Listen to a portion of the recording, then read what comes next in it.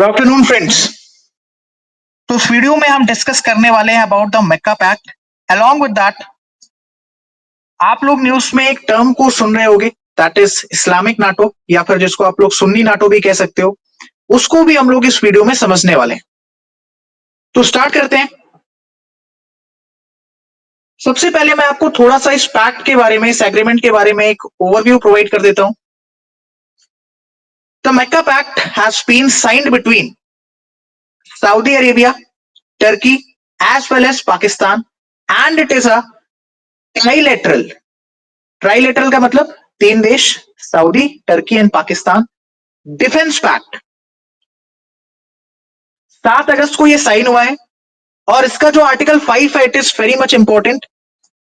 और इसी आर्टिकल 5 की वजह से हम लोग इसको कहीं ना कहीं नाटो के साथ कोरिलेट कर रहे हैं। ऑलराइट, तो इस वीडियो के अंदर इंडिया के लिए क्या इंप्लीकेशंस हैं, इस पैक्ट का एग्जैक्टली मोटिव क्या है।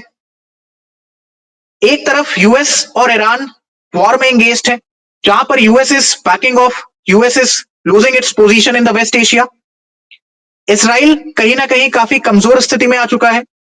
Netanyahu is almost losing the elections, हो सकता है जेल भी चले जाएं करप्शन के चार्जेस में। इसके बीच में ईरान का सुप्रीम पावर बनकर इमर्ज होना in the Middle East region, in the West Asia region, और गल्फ कंट्रीज के लिए एक सिक्योरिटी वैक्यूम क्रिएट होना एंड उसके बीच में इस पैक्ट का साइन होना, इन सभी चीजों को हम कोरिलेट करके स्ट्रैटेजिकली और कॉन्सेप्चुअली समझने वाले हैं। तो चलिए शुरू करते हैं। मक्का पैक्ट, कौन कौन सी 3 कंट्रीज है भाई इसमें? सऊदी अरेबिया,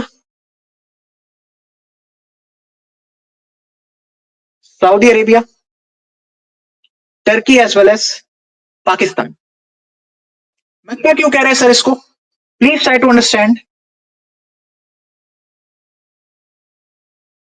मक्का या फिर Makkah is a religious place of Muslim community, right? Religious place of Muslim community, ये सऊदी में है और यहीं पर ये पैक्ट साइन किया गया है। सो सऊदी बेसिकली बीच में था, इस साइड था आपका टर्की एंड इस साइड था आपका पाकिस्तान। इन तीनों के बीच में this agreement has been signed. तो प्लीज ट्राई टू अंडरस्टैंड, हम बार बार क्यों इस एग्रीमेंट के ऊपर इतना ज्यादा एम्फसाइज कर रहे हैं, बिकॉज इसका जो आर्टिकल 5 है, ध्यान से समझेंगे। वो कहता है कि armed attack against any one of the signatory will be considered as an armed attack on others as well.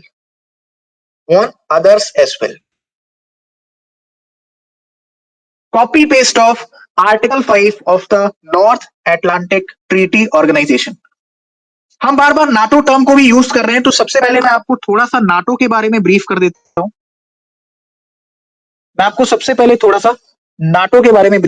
What is NATO? जिसको भी नाटो के बारे में कुछ भी पता है, अगर फुल फॉर्म भी पता है, प्लीज कमेंट सेक्शन में लिखने का कष्ट करें, राइट? इस चैनल का कर्नल विनीत देव सेना मेडल, इस चैनल का मोटिव यही है कि आपको जियोपॉलिटिक्स से रिलेटेड एक्यूरेट और ऑथेंटिक इंफॉर्मेशन प्रोवाइड की जाए, एक बैलेंस्ड ओपिनियन प्रोवाइड किया जाए, जिससे आप अपने एसएसपी ग्रुप डिस्कशन में, लेक्चरेट में, इंटरव्यू में एक कटिंग एज, एक एक्स्ट्रा एज ले पाओ, right? So please do participate in the comment section. NATO stands for North Atlantic Treaty Organization. It is basically a military alliance.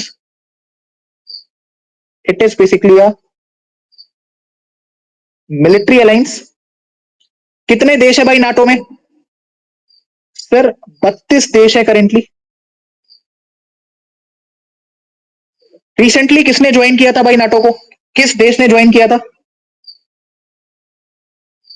Sweden ने join किया था, right? Now the very important point is that कि Turkey is the existing member of NATO. क्या बात कर रहे हो sir? जी हाँ, Turkey is the existing member of NATO. Alright, so इस पैक में हम आगे ये भी देखने वाले हैं कि टर्की के सामने डुअल अलायंस प्रॉब्लम है। एक तो भैया वो सुन्नी नाटो का भी पार्ट है, इस्लामिक नाटो का भी पार्ट है, उसने मेक्का पैक्ट भी साइन कर रखा है, और वो नॉर्थ अटलांटिक ट्रीटी ऑर्गेनाइजेशन उसका भी पार्ट है। इन केस अगर नाटो कंट्रीज और जो कंट्रीज आपकी मेक्का पैक्ट में है, इनके बीच में अगर किसी भी प्रकार का इश्यू आता है तो टर्की किसका सपोर्ट करेगा? क्या वो न्यूट्रल रहेगा? क्या वो मेक्का पैक्ट के साथ जाएगा, या फिर वो नाटो कंट्रीज का सपोर्ट करेगा? राइट, आगे बढ़ते हैं। इस पूरी वीडियो में मैं बार बार एक टर्म यूज करूंगा, मिडिल ईस्ट या फिर वेस्ट एशिया। मैं सबसे पहले आपको मैप में दिखा देता हूं। हम बेसिकली इस पूरे रीजन की बात कर रहे हैं, हम बेसिकली इस पूरे रीजन की बात कर रहे हैं when we are addressing West Asia और मिडिल ईस्ट, ये टर्की वगैरह वाला इलाका पूरा मिला के। ऑलराइट, तो इससे रिलेटेड आपको कंफ्यूज नहीं होना है। चलो, इतना समझ में आ गया। Now we have to understand कि हम बार बार सुन्नी नाटो या इस्लामिक नाटो टर्म क्यों यूज कर रहे हैं।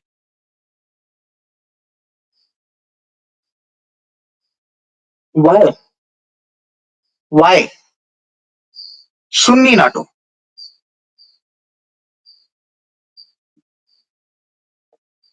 Y Sunni NATO? Aspirants please समझने की कोशिश करिए। We are using the word Sunni because इसमें जो तीनों सिग्नेटरीज हैं, जो तीनों कंट्रीज हैं, right, they are they are Sunni majority. Now what is Sunni? See, Muslim community में मोटे मोटे तौर पर दो डिविजन्स होते हैं। वैसे तो आप उसमें जाओगे तो बहुत सारे हैं, लेकिन हम यहाँ पर कोई रिलीजन की क्लास नहीं कर रहे हैं। सो मुस्लिम कम्युनिटी में बेसिकली दो डिविजन्स हैं, Sunni Muslims and Shia Muslims. दोनों के बीच में आपस में बहुत ज्यादा बनती नहीं है। ऑलराइट, तीनों ही देश जो इसमें सिग्नेटरी हैं, आपका सऊदी हो गया, टर्की हो गया और पाकिस्तान हो गया, ये तीनों के तीनों सुन्नी मेजोरिटी कंट्रीज हैं। राइट, सुन्नी के साथ साथ आप एक वर्ड सुनेंगे, that is Islamic NATO. That is Islamic NATO. Why Islamic? Because ये तीनों कंट्रीज इस्लामिक नेशंस हैं, इस्लामिक नेशंस हैं। Right, why NATO? Why NATO? Because इसका जो आर्टिकल 5 है, इसका जो आर्टिकल 5 है, it is the copy paste from NATO's NATO के आर्टिकल 5 से। नाटो का आर्टिकल 5 क्या कहता है? Armed attack against any one of the signatory will be considered as the armed attack on others as well. यानी for example, कल को Sweden के ऊपर कोई हमला करता है, ठीक है, तो स्वीडन के साथ साथ it will be considered attack on rest of the 31 countries of the NATO as well, right? और उसके बाद नाटो के सारे मेंबर नेशंस जिसने भी अटैक किया है उसको एक साथ मिलकर जवाब देंगे, एक साथ मिलकर उसकी कुटाई करेंगे। Same goes for this Mecca pact. For example in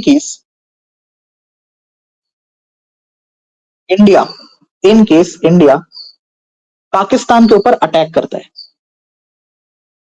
so according to the Mecca Pact, it will be considered the attack on Saudi as well as on Turkey, और उसके बाद ये तीनों मिलकर इंडिया के खिलाफ रिटेलिएट करेंगे, ऐसा इस एग्रीमेंट का कहना है। समझ में आया? इस एग्रीमेंट के आर्टिकल 5 का ऐसा कहना है, और ये मैंने आपको एक एग्जांपल दे दिया, ठीक है। अगर क्लियर कट में मोटिव की बात करूं कि इस्लामिक नाटो या सुन्नी नाटो बनाने का मोटिव क्या है, तो ये तो हम वीडियो में आगे डिस्कस करने वाले हैं। हालांकि Pakistan as well as Saudi ये क्लैरिफिकेशन देने में लगे हुए हैं कि it is not Sunni NATO, instead it is a Islamic NATO. Islamic NATO जितने भी इस्लामिक नेशंस हैं हम सबको मिलकर एक मजबूत मिलिट्री अलायंस बनाना चाहिए और हर जरूरत में एक दूसरे के साथ खड़े रहना चाहिए। It is something like that. So Pakistan and Saudi keeps on emphasizing कि it is not Sunni NATO, instead it is a Islamic NATO. All right, समझ में आ गया इतना? अगर हम थोड़ा सा इन तीनों देश की सिचुएशन को समझने की कोशिश करते हैं कि सऊदी, टर्की और पाकिस्तान की करंट सिचुएशंस क्या हैं।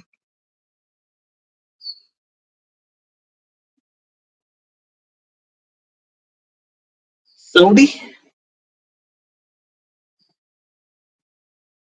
टर्की, आप इस तरीके से अपने नोट्स भी बना सकते हैं एज वेल एज पाकिस्तान।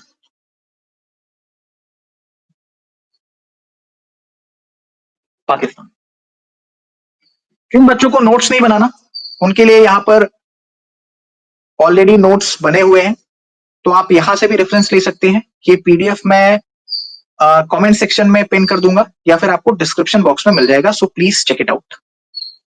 लेकिन इन चीजों को समझने के लिए आपको ब्लैंक स्लाइड पर इसकी अंडरस्टैंडिंग बनानी पड़ेगी। ठीक है, तो अगर आप चाहें तो कुछ पॉइंट्स अपने नोट्स में ऐड ऑन कर सकते हैं, जो भी मैं आपको उस ब्लैंक स्लाइड के ऊपर लिखवा रहा हूं। चलो, तो भैया सऊदी में क्या है? सर सऊदी में है मक्का, जहां पर बेसिकली ये डील साइन हुई है, राइट। अगर मैं बात करूं सऊदी की, तो सऊदी के पास दो चीजें भरपूर मात्रा में है। सबसे पहला है पैसा और दूसरा है पेट्रोलियम। दूसरा है पेट्रोलियम। टर्की के पास क्या है? टर्की के पास क्या है? टर्की के पास है ड्रोन टेक्नोलॉजी, और आपने देखा भी होगा कि ऑपरेशन सिंदूर में कैसे टर्की ने खुलकर पाकिस्तान का सपोर्ट किया था। टर्की के पास है advanced aviation technology, as well as इसके पास है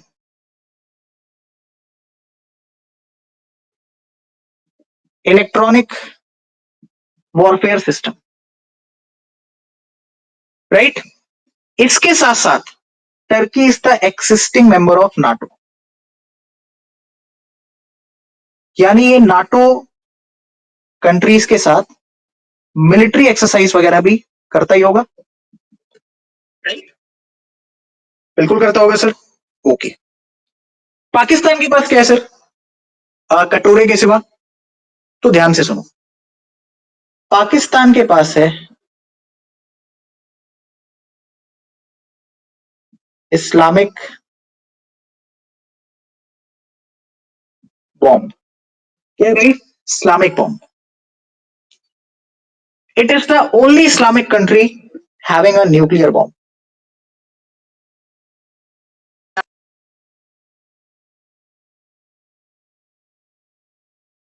Having a nuclear bomb. Along with this, in terms of army, air force, as well as navy, Pakistan के पास है a huge manpower, a huge manpower. Along with this, इनके पास है open support of China and कहीं ना कहीं back end support of US as well, right? Now please try to understand. Please try to understand. Saudi को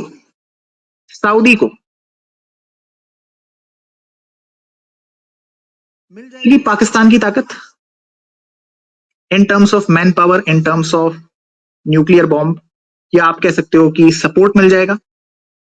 पाकिस्तान को मिल जाएगा Saudi का पैसा, राइट। पाकिस्तान को मिल जाएगी टर्की की drone technology, aviation technology, electronic warfare technology, right. So इस पैक्ट में मैं आपको क्या समझाने की कोशिश कर रहा हूं, इस पैक्ट में अगर किसी के लिए विन विन सिचुएशन है, बिकॉज देखो ये तीनों देश एक दूसरे के लिए कितना खड़े होंगे, कितना सपोर्ट करेंगे, वो तभी पता चलेगा जब एक्चुअल में किसी के ऊपर अटैक होगा। Because this pact has been in the news because of the Article 5 of this pact, subclause 5 of this pact, the exact copy paste of NATO's Article 5, ठीक है। सो क्या ये ऑर्गेनाइजेशन, क्या ये मिलिट्री अलायंस नाटो जितनी मजबूत बन पाएगी या नहीं, ये तभी पता चलेगा जब किसी एक के ऊपर अटैक वगैरह होगा, अगर हम एक प्रैक्टिकल सिचुएशन की बात करें तो। वरना कागज पे तो बहुत सारी चीजें हैं, लेकिन उसमें से कितनी इंप्लीमेंट होंगी, दैट व्हाट मैटर्स। चलो, उसके बावजूद अगर किसी के लिए विन विन सिचुएशन है तो वो है हमारी औलाद पाकिस्तान के लिए, राइट। बिकॉज उसे मिल जाएगा सऊदी का पैसा एंड टर्की की टेक्नोलॉजी, मैन पावर उसके पास है, and the country is already nuclear powered. China का उसे पूरा खुला सपोर्ट है, यूएस का बैक एंड सपोर्ट है। And if Pakistan is becoming prominent in the region, this is not good signs for India in terms of diplomatic as well as strategic relations in the Gulf. All right. So इस pact का जो clear cut motive है, ध्यान से समझो। US Iran engaged है, US is backing of, Israel पूरी तरह हार चुका है, Netanyahu is almost losing elections and all that. Iran is emerging as a supreme power. So gulf countries के लिए अगर मैं आपको थोड़ा सा मैप में दिखाऊं,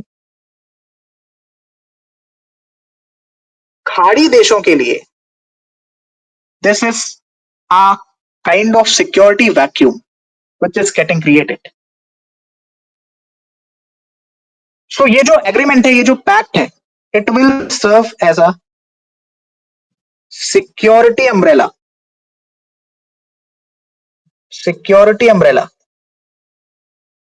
in the Middle East. अभी इसमें चाइना का क्या रोल है वो भी मैं आपको समझाता हूं, कैसे चाइना ने यूएस के चक्कर में इन सबको इन्वॉल्व करके रखा है, वो भी हम आगे देखेंगे। इतना आपको समझ में आ गया? अब हम थोड़ा सा डिस्कस करते हैं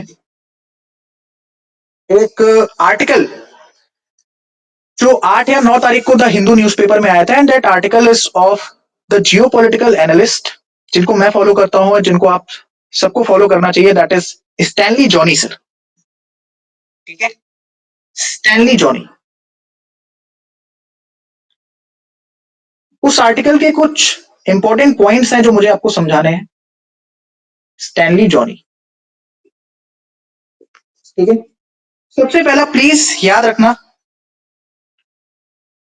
the signing date of the agreement और the pact 7th of August। कहां पर हुआ ये? मक्का में हुआ। According to Stanley Johny sir, US is almost backing off from West Asia, West Asia उसके हाथ से निकल गया। अब यूएस अपना जो फोकस है वो शिफ्ट करेगा इंडो पैसिफिक रीजन पे, साथ ही साथ चाइना पर, राइट। इजराइल काफी बुरी तरीके से पीछे रहा है युद्ध में, ठीक है। और क्या प्रॉब्लम्स हैं? और क्या प्रॉब्लम्स हैं? ईरान, ईरान कंटिन्यूअसली अटैक करता रहता है यूएस बेसिस पर, जो भी आपके खाड़ी देशों में है, गल्फ कंट्रीज में है, ठीक है।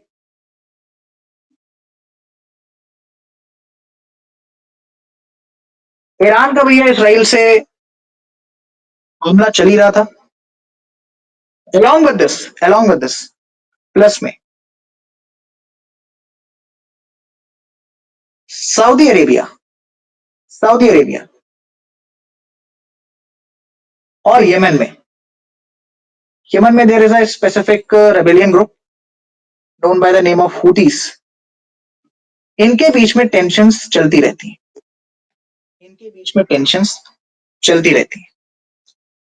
इन सब के बीच में इस ट्राइलेटरल डिफेंस पैक्ट का साइन होना will serve as a geopolitical catalyst.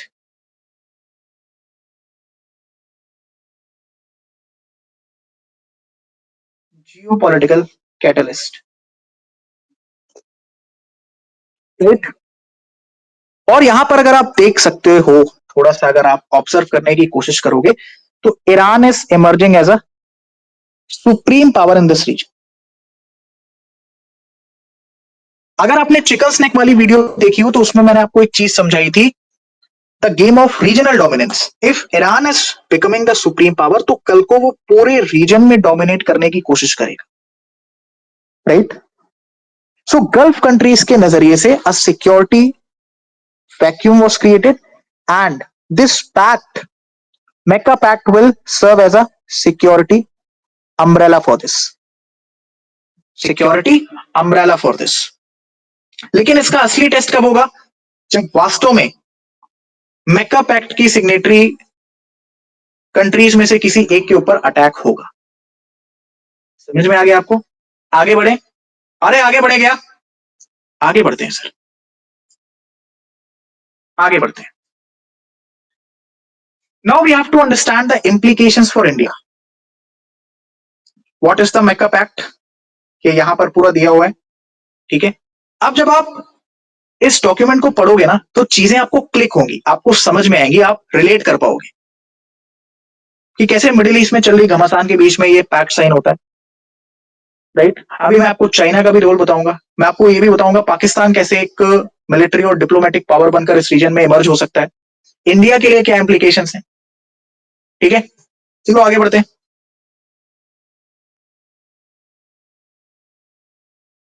आगे बढ़ते हैं। हेडिंग बना लीजिए, implications for India.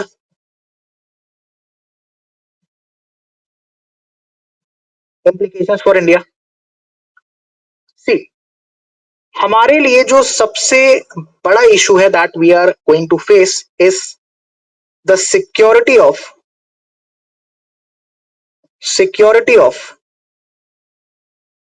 Balancing dilemma.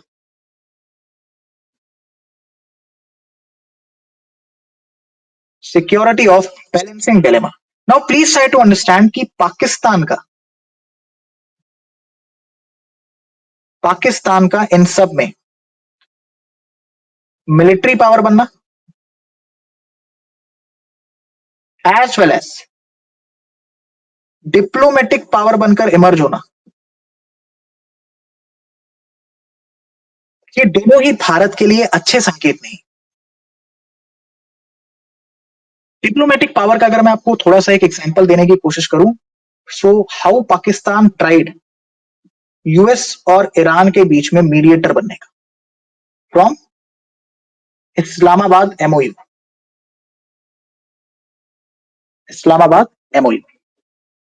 Right? तो सिक्योरिटी ऑफ बैलेंसिंग डिलेमा के साथ साथ हमारे लिए सिक्योरिटी इश्यूज भी हो सकते हैं, क्योंकि पाकिस्तान के पास भले ही खाने को ना हो लेकिन वो हमेशा अपनी मिलिट्री को स्ट्रेंथन करने के पीछे लगा हुआ होता है, टेररिज्म को बढ़ावा देने के पीछे लगा हुआ होता है, बिकॉज उसके लिए terrorism is a kind of business, ठीक है? एक चीज थोड़ा सा आप प्लीज सोचने की कोशिश करिए, इस चैनल का यही मोटिव है कि आपको सोचने पर मजबूर किया जाए। टेररिज्म एक ऐसी समस्या है जो कभी खत्म नहीं हो सकती, बिकॉज आतंकवाद is not a problem, it is a business for some of the very powerful nations. उनके वेपन्स बिकते हैं। तो कुछ जो बहुत पावरफुल देश हैं वो कभी ये नहीं चाहेंगे कि आतंकवाद दुनिया से खत्म हो, बिकॉज इसी बहाने उनका बहुत सारा वेपन बिकता है। अगर वेपन बिक रहा है तो पैसा आएगा, पैसा आएगा तो इकोनॉमी अच्छी होगी, इकोनॉमी अच्छी होगी तो वो नेशंस ऑटोमेटिकली डेवलप होंगे। See it is a very narrow perspective कि कश्मीर की वजह से पाकिस्तान टेररिस्ट इन्फिल्ट्रेशन करवाता है। It is a very narrow perspective.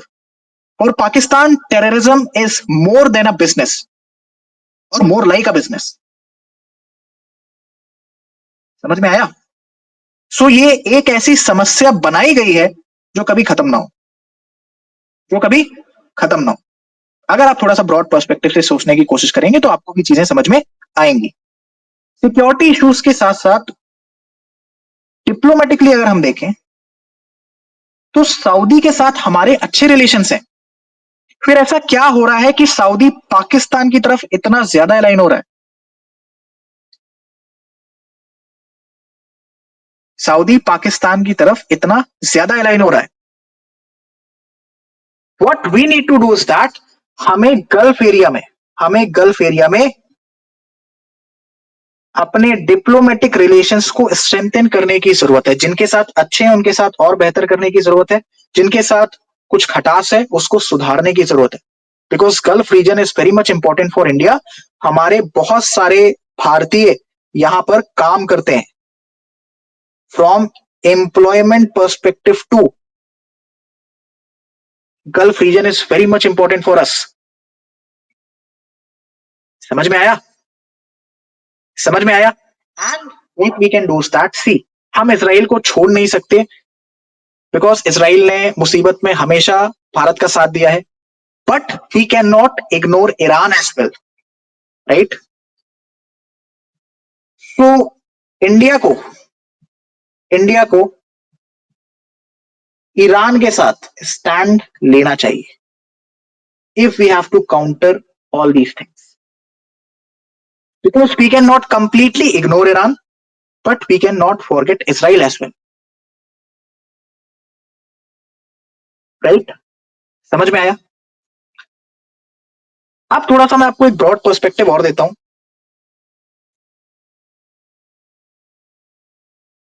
China का पूरा पूरा रोल रहा है इस एग्रीमेंट में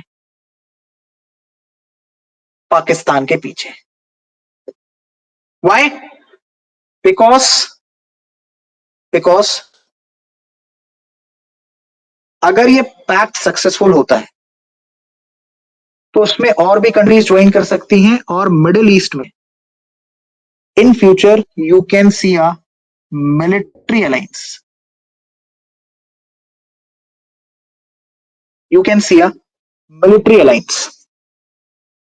मिलिट्री अलायंस बनेगी तो यूएस ऑलरेडी बैक ऑफ कर रहा है। यूएस का वेस्ट एशिया पर कंट्रोल और कम हो जाएगा and China will get a chance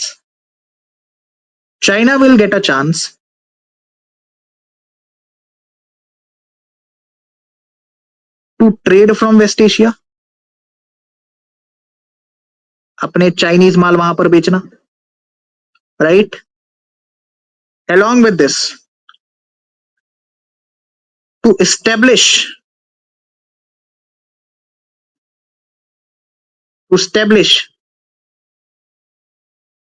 a kind of regional control in the specific region, right? तो आप एक चीज ऑब्जर्व करने की कोशिश करो, this is called the geopolitics. China ने यूएस को वेस्ट एशिया से हटाने के लिए कितने सारे देशों को बीच में इन्वॉल्व कर लिया? सऊदी, टर्की, पाकिस्तान, ईरान के साथ युद्ध वगैरह चल ही रहा था, राइट? हालांकि चाइना सपोर्ट करता है ईरान का। चाइना के डिप्लोमेटिक रिलेशंस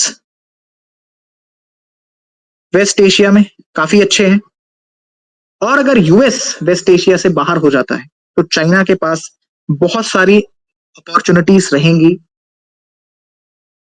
मैं कह सकता हूं सोलो अपॉर्चुनिटीज रहेंगी in the West Asia, right? तो चाइना का आप मानो या ना मानो बट इस पूरे पैक्ट में काफी सपोर्ट रहा है पाकिस्तान को, बिकॉज अगर कोई ऐसी ऑर्गेनाइजेशन बनती है तो यूएस वेस्ट एशिया में वीक पड़ेगा, जो कि पड़ भी रहा है. So what India should do? India must stand with Iran. India must develop and strengthen the cooperation as well as the diplomatic relations with Saudi as well as with the Gulf countries. ठीक है, चलो तो भैया slides वगैरह यहाँ पर आपके लिए हैं. Important points of the pact. Turkey के लिए 2 अलायंस प्रॉब्लम और इम्प्लीकेशंस फॉर इंडिया, सारे पॉइंट्स लिखे.